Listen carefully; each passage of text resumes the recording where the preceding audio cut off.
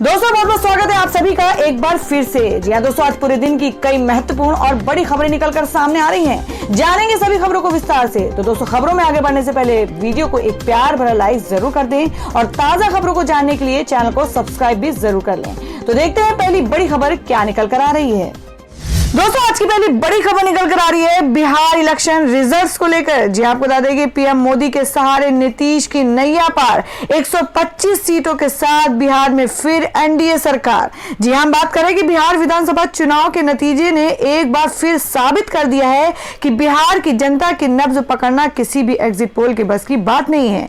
बिहार चुनाव के बाद आए एग्जिट पोल ने भले ही महागठबंधन के सिर पर जीत का सेहरा बांध दिया हो, लेकिन हकीकत इससे बिल्कुल उलट निकली है। आपको बता दें कि बिहार में एक बार फिर एनडीए की सरकार बन चुकी है और नीतीश कुमार अगले 5 सालों के लिए मुख्यमंत्री की कुर्सी पर बैठने को तैयार हैं। बता दें कि बिहार विधानसभा चुनाव में एनडीए को 125 सीटें, महागठबंधन को 110 सीटें, एलजेपी को 1, जबकि अन्य के खाते में 7 सीटें गई। बिहार में एक बार फिर नीतीश ने साबित कर दिया है कि उनका सुशासन बिहार की जनता की पहली पसंद है और वहां के लोग अभी भी उन पर भरोसा करते हैं। हालांकि इस चुनाव को पूरी तरह से नीतीश कुमार के पक्ष में करने का श्रेय प्रधानमंत्री नरेंद्र मोदी को जाता है। आपको बता दें, प्रधानमंत्री नरेंद्र मोदी ने जिस तरह से बिहार में चुनाव रैलियां की हैं, उसके बाद से एनडीए पर बिहार की जनता का भरोसा बढ़ गया। प्रधानमंत्री ने लोगों को आगाह किया कि उनका वोट एक बार फिर बिहार में जंगल राज ला सकता है। प्रधानमंत्री की यही बात शायद बिहार की जनता के दिल में घर कर गई और इसके बाद चुनाव के दिन जो हुआ वो आज सबके सामने है। बिहार के चुनाव नतीजे पर गौर करें तो एनडीए में बीजेपी के खाते में सबसे ज्यादा सीटें गई हैं और बिहार के चुनाव में बीजेपी को 74 सीटें हासिल हुई हैं और वहीं जनता दल यूनाइटेड के खाते में 43 सीटें गई हैं और इस बार के चुनाव में वीआईपी को 4 और हम को 4 सीट मिली है। इस बार के बिहार विधानसभा चुनाव में महागठबंधन से बीजेपी को कड़ी टक्कर मिली है। महागठबंधन के खाते में 110 सीटें गई हैं। महागठबंधन में आरजेडी के खाते में 75 सीटें, जबकि कांग्रेस को 19 सीटें मिली हैं। इस गठबंधन की अन्य पार्टियों में सीपीआईएमएल को 12 सीटें, जबकि सीपीएम को 2 सीटें मिली हैं। आपको बता दें, बिहार चुनाव में सीपीआई के खाते में मात्र 2 सीटें गई हैं और इस चुनाव में सबसे खराब स्थिति एलजेपी की रही है। आपको बता दें, चिराग पासवान के नेतृत्व में इस बार का चुनाव लड़ रही एलजेपी को केवल 1 सीट मिली है। आपको बता दें कि बिहार चुनाव में नीतीश कुमार पर हमलावर रहने वाले चिराग पासवान ने भाजपा को लेकर कोई बयानबाजी नहीं की थी और वहीं एनडीए की जीत के बाद उन्होंने ट्वीट किया, बिहार की जनता ने आदरणीय नरेंद्र मोदी जी पर भरोसा जताया है कि जो परिणाम आए हैं उससे ये साफ है कि भाजपा के प्रति लोगों में उत्साह है और ये प्रधानमंत्री नरेंद्र मोदी की जीत है। आपको बता दें कि लोजपा पहले बिहार में एनडीए का हिस्सा थी, लेकिन चिराग पासवान द्वारा लगातार नीतीश कुमार पर हमलावर होने के कारण दूरियां बढ़ती गई और लोजपा ने अकेले दम पर चुनाव लड़ने का फैसला कर दिया। जबकि चुनाव प्रचार के दौरान चिराग ने सीएम नीतीश पर खूब हमला बोला तो भाजपा को लेकर कोई बयान नहीं दिया। साथ ही उन्होंने दावा किया था कि 10 नवंबर के बाद नीतीश कुमार बिहार के सीएम नहीं रहेंगे और लोजपा भाजपा की सरकार बनेगी। हालांकि जनता ने उन्हें सिर्फ 1 सीट पर समेट दिया, जबकि 2015 के विधानसभा चुनाव में लोजपा को 2 सीट पर जीत मिली थी। और दोस्तों ने अगली खबर बता दें जो कि आईपीएल फाइनल क्रिकेट को लेकर है। आपको बता दें कि मुंबई इंडियंस 5वीं बार champion Rohit Sharma Trent Boult ने दिलाई धमाकेदार जीत। जी हां, आपको बता दें कि गेंदबाजों की शानदार गेंदबाजी के बाद रोहित शर्मा की कप्तानी पारी के दम पर मुंबई इंडियंस ने दिल्ली कैपिटल्स को मंगलवार को आईपीएल के फाइनल में 5 विकेट से मात देकर 5वां खिताब जीत लिया है। पहले मुंबई इंडियंस के गेंदबाजों ने पहली बार फाइनल खेलने वाली दिल्ली को कम स्कोर पर रोक दिया। फिर इसके बाद रोहित ने आतिशी बल्लेबाजी कर मुकाबला एक तरफा कर दिया। टॉस जीतकर पहले बल्लेबाजी करते हुए दिल्ली ने मुंबई को 157 रनों का लक्ष्य दिया, जिसे मुंबई ने 8 गेंद पहले ही आसानी से हासिल कर लिया। और दोस्तों ने अगली खबर में आपको बता दें जो कि बिहार इलेक्शन को लेकर है कि आपको बता दें कि सीमांचल की 5 सीटों पर एआईएमआईएम ने बजाया है डंका। हैदराबाद में जश्न, ओवैसी बोले पूरा करेंगे हर वादा। जी आपको बता दें कि बिहार चुनाव में असदुद्दीन ओवैसी की पार्टी ऑल इंडिया मजलिस-ए-इत्तेहादुल मुस्लिमीन को 5 सीटों पर जीत मिल गई है। आपको बता दें बिहार पार्टी के इस प्रदर्शन से तेलंगाना में जश्न का माहौल देखा जा रहा है। हैदराबाद में असदुद्दीन ओवैसी के निवास के बाहर समारोह, पार्टी कार्यकर्ता आतिशबाजी बाजी कर जश्न मनाते हुए जुटे हैं। आपको बता दें कि बिहार चुनाव में पार्टी के प्रदर्शन से गदगद असदुद्दीन ओवैसी ने ट्वीट कर कहा कि ये हमारे लिए महान क्षण है, क्योंकि बिहार के लोगों ने हमें इतने वोटों से सम्मानित किया है। हमारे नेताओं और कार्यकर्ताओं ने बिहार की पार्टी को मजबूत बनाने के लिए कड़े प्रयास किए। आगे हमारे द्वारा किए गए वादों को पूरा करने की कोशिश हम करेंगे।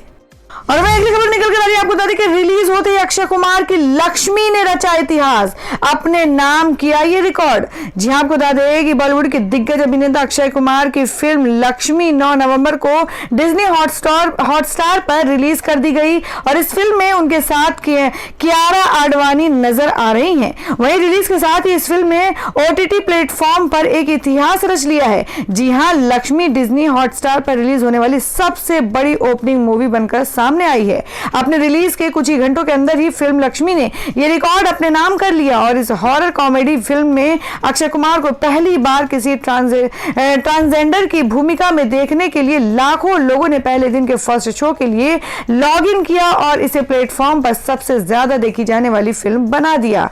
इस बात पर अपनी खुशी जाहिर करते हुए अक्षय कुमार ने कहा कि लक्ष्मी को मिली प्रतिक्रिया से मैं अभिभूत हूं।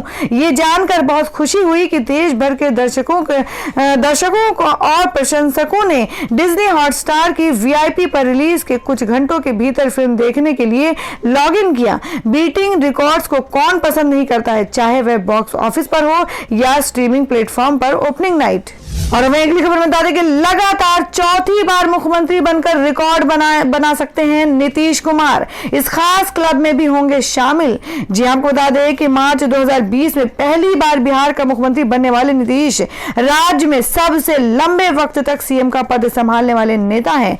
15 साल तक सीएम रहने वाले नीतीश ने बिहार के पहले मुख्यमंत्री श्री कृष्ण सिन्हा का रिकॉर्ड पहले ही तोड़ दिया है। वो 14 साल तक लगातार बिहार के मुख्यमंत्री रहे थे। आपको बता दें कि नीतीश पहली बार मार्च 2000 में 7 दिनों के लिए मुख्यमंत्री बने थे और उन दिनों केंद्र में अटल बिहारी वाजपेयी की सरकार थी। 324 सदस्यीय विधानसभा में एनडीए को 151 सीटों पर जीत मिली थी, जबकि लालू प्रसाद यादव की पार्टी को 159 सीटों पर जीत हासिल हुई थी। नीतीश सीएम तो बन गए, लेकिन विश्वास मत साबित करने से पहले उन्हें इस्तीफा देना पड़ा। इसके बाद वो नवंबर 2005 से लेकर 20 मई 2014 तक लगातार 8 साल 177 दिनों तक सीएम रहे। साल 2015 में लालू के साथ हाथ मिलाकर उन्होंने फिर से सरकार बनाई। बाद में उन्होंने एक बार फिर से बीजेपी से हाथ मिला लिया, लिहाजा 5 साल से वो लगातार सीएम बने हुए हैं। नीतीश 4 या उससे ज्यादा बार मुख्यमंत्री बनने वाले देश के नेताओं के खास क्लब में भी शामिल हो जाएंगे। ओडिशा के मुख्यमंत्री नवीन पटनायक में सबसे ज्यादा 5 बार सीएम बने हैं। इसके अलावा इस खास क्लब में पवन चांपलिंग और ज्योति बसु हैं। बसु भी 1970 से 2000 के बीच पश्चिम बंगाल के 5 बार सीएम बने। गेंगोंग अम्पांग 1980 से 1999 और फिर 2003 से 2007 तक सीएम रहे थे। तो दोस्तों, बिहार में नीतीश कुमार के शासन को सुशासन बोला जाता है, तो आप इससे कितना सहमत हैं? आप अपना सुझाव कमेंट बॉक्स में जरूर दें। बढ़ते अगली खबर की ओर। और हमें अगली खबर में आपको बताते हैं जो कि एयर पॉल्यूशन को लेकर है। आपको बताते हैं कि वायु प्रदूषण की वजह से दिल्ली एनसीआर के 14 शहर डार्क जोन में ऐसी हालत है। जी आपको बता दें कि दिल्ली से सटे नोएडा, ग्रेटर नोएडा और गाजियाबाद सहित राष्ट्रीय राजधानी क्षेत्र में मंगलवार को भी वायु गुणवत्ता गंभीर श्रेणी में बनी रही है और वहीं हवा में प्रदूषण की मात्रा अधिक होने की वजह से दिन में भी अंधेरा छाया हुआ है। इस प्रकार एनसीआर के 14 शहर डार्क जोन या खतरनाक श्रेणी में हैं और दिल्ली एनसीआर में प्रदूषण का आलम यह है कि लोगों का सांस लेना मुश्किल हो गया है, साथ ही आंखों में जलन भी हो रही है। खासकर वरिष्ठ नागरिकों के साथ सांस लेने की समस्या कुछ ज्यादा ही बढ़ गई है। और हमें अगली खबर बता दें बिहार चुनाव रिजल्ट्स को लेकर, जिसमें पुष्पम प्रिया चौधरी बोली, कहा ईवीएम हैक कर एनडीए को ट्रांसफर हो रहे हैं वोट, बीजेपी पर लगाया आरोप। जी हम बात कर रहे हैं कि प्लूरल्स पार्टी के प्रमुख व सीएम उम्मीदवार पुष्पम प्रिया ने एनडीए पर गंभीर आरोप लगाए हैं। पुष्पम ने चुनाव के रुझानों को लेकर एनडीए पर आरोप लगाया है और ईवीएम हैक किए जाने की बात कही है। पुष्पम ने एक ट्वीट में लिखा कि ईवीएम हैक हुआ है। पुष्पम प्रिया चौधरी ने बीजेपी बीजेपी के ऊपर चुनाव को प्रभावित करने का आरोप लगाया है। उन्होंने अपने ट्वीट में कहा कि भाजपा ने चुनाव को प्रभावित किया है। सभी बूथों पर उनकी पार्टी के वोट एनडीए को ट्रांसफर किए गए हैं। ईवीएम को हैक कर ऐसा किया गया है। आपको बता दें कि पुष्पम से पहले कांग्रेस के एक नेता भी ईवीएम को हैक करने का आरोप लगा चुके हैं। तो दोस्तों, खबरों में आगे बढ़ने से पहले जान लेते हैं आज के माइंड को इसके सवाल को। आज का सवाल आपको बताना है कि बिहार के प्रथम मुख्यमंत्री का क्या नाम था। इसका जवाब आपको वीडियो के नीचे कमेंट बॉक्स में देना है और सही जवाब देने वालों को रैंडमली सिलेक्ट किया जाएगा और वो जीत सकते हैं बम्पर पुरस्कार। तो बढ़ते हैं अगली खबर की ओर। और दोस्तों, में अगली बड़ी खबर निकल कर आ रही है जिसमें आपको बताते हैं कि कंगना रनौत का मुंबई पुलिस के समन पर जवाब। कहा, भाई की शादी के बाद ही आऊंगी। जी हां, आपको बताते हैं कि बॉलीवुड एक्ट्रेस कंगना रनौत विवादों में घिरी हुई हैं। मुंबई पुलिस ने राजद्रोह केस में मुंबई पुलिस ने कंगना रनौत और उनकी बहन रंगोली चंदेल को समन जारी कर पुलिस स्टेशन में पेश होने के लिए बुलाया था, लेकिन भाई की शादी की रस्मों में व्यस्त होने का हवाला देते हुए दोनों ने पेशी से इनकार कर दिया। इसके बाद मुंबई पुलिस ने दोबारा कंगना और उनकी बहन रंगोली को समन जारी किया और 10 नवंबर तक बांद्रा पुलिस स्टेशन में पेश होने का आदेश दिया था, लेकिन उन्होंने एक बार फिर मुंबई पुलिस के आगे पेश होने से इनकार कर दिया है। दरअसल 10 नवंबर को एक्ट्रेस के भाई की शादी है, जिसके चलते उन्होंने मुंबई पुलिस के आगे पेश होने से मना कर दिया है। कंगना रनौत और रंगोली चंदेल का कहना है कि वे अपने भाई की शादी के बाद ही उनके समक्ष पेश हो सकेंगी। दोनों बहनों को कथित तौर पर सोशल मीडिया पर महाराष्ट्र सरकार, मुंबई पुलिस और मुंबई पर की गई टिप्पणियों को लेकर पेश होने को कहा गया था। और दोस्तों, में अगली खबर में आपको बता दें जो कि उत्तर प्रदेश से है। आपको बता दें कि एनजीटी के आदेश के बाद यूपी सरकार की सख्ती, 30 तक लखनऊ और वाराणसी सहित 12 जिलों में नहीं चलेंगे पटाखे। जी हम बात करें कि प्रदेश में स्मॉग और वायु प्रदूषण को देखते हुए उत्तर प्रदेश सरकार ने लखनऊ और वाराणसी सहित 12 जिलों में आतिशबाजी पर प्रतिबंध लगा दिया है। वायु प्रदूषण व कोरोना संक्रमण के चलते ये बड़ा निर्णय लिया गया है। नेशनल ग्रीन ट्रिब्यूनल एनजीटी के आदेश के बाद शासन ने लखनऊ व कानपुर समेत 12 जिलों में पटाखों की बिक्री व प्रयोग को प्रतिबंधित कर दिया है। शासन ने 30 नवंबर तक ये प्रतिबंध लागू रहने का आदेश दिया है। मुख्य सचिव आर.के. तिवारी की ओर से जारी आदेश में कहा गया है कि लखनऊ, कानपुर, मुजफ्फरनगर, आगरा, वाराणसी, मेरठ, हापुड़, गाजियाबाद, मुरादाबाद, गौतम बुद्ध नगर, बागपत व बुलंदशहर में वायु प्रदूषण के खराब स्तर को देखते हुए यहाँ आतिशबाजी पर रोक लगाने का निर्णय लिया गया है। इन जिलों में लोग डिजिटल, लेजर व अन्य आधुनिक तकनीक का प्रयोग कर दीपावली मना सकते हैं। सूबे के अन्य जिलों में केवल ग्रीन क्रैकर्स बेचने व प्रयोग करने की अनुमति होगी। और वह अगली खबर में जान लेते हैं देश भर में सोने और चांदी का भाव। जी आपको बता दें कि सोना 662 रुपए और चांदी हुई 1431 रुपए सस्ती। आप जान लें क्या है आज का भाव। जी आपको बता दें कि कोरोना वैक्सीन को लेकर आई अच्छी खबरों के चलते अंतर्राष्ट्रीय स्तर पर सोने की कीमतों में 7 साल की सबसे बड़ी गिरावट आई है। इसी का असर आज घरेलू बाजार पर दिखा है। आपको बता दें कि दिल्ली सराफा बाजार में 10 ग्राम सोने की कीमत 662 रुपए तक लुढ़क गई है और वह 1 किलोग्राम चांदी के दाम में 1431 रुपए की गिरावट आई है। और अब अगली खबर में जान लेते हैं क्या है आज देश भर में मौसम के ताजा हालात। आपको बता दें दिल्ली समेत इन जगहों पर बन रहे बारिश के आसार।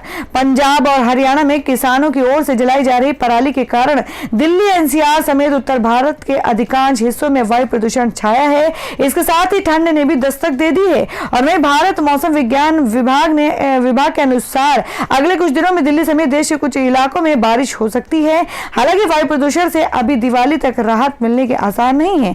दिल्ली एनसीआर में वायु प्रदूषण के कारण जबरदस्त धुंध छाई हुई है। तो दोस्तों, ये थी अब तक की सभी बड़ी खबरों की अपडेट्स। टुडे ब्रेकिंग न्यूज और लेटेस्ट खबरों को देखने के लिए हमारे चैनल को सब्सक्राइब जरूर कर लें। वीडियो को लाइक और शेयर भी जरूर कर दें अपने दोस्तों और रिलेटिव्स के साथ। तो दोस्तों, फिर मिलेंगे काम की खबरों और सरकारी योजनाओं की एक और नई वीडियो के साथ। तब तक के लिए धन्यवाद दोस्तों।